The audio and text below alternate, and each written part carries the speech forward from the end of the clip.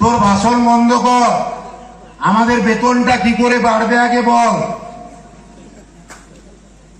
আমার একটুও রাগ হয়নি, কিন্তু সাহেবের সামনেই বলছি, প্রত্যেকটা মিটিং আমি এটা বলি। কেন? আমি বিশ্বাস করি 10,000 টাকা দিয়ে একটা পরিবার চলতে পারে না। একটা পরিবার তো দূরের কথা, একটা লোকের চলতে পারে না।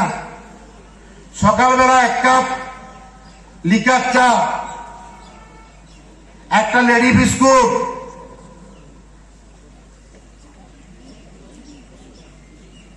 নটা 9:30 দুটো রুটি একটু ডাল, দুপুরে ডাল ভাত তরকারি, পেট ভর্তি হতেও পারে নাও হতে পারে, মাছ মাংস ডিম দরকার নেই। বিকেল বেলা জলপাইগুড়ির লাইনের সামনে মুড়ি 50 গ্রাম আর 2 টাকার ছোলা, রাত্রে 4টে রুটি একটু তরকারি, নিজের দাড়ি কাটা, পোশাক পরিচ্ছদ কাটা, জুতো পরিষ্কার করা, মাসে একবার চুল কাটা, 10,000 টাকায় হয়।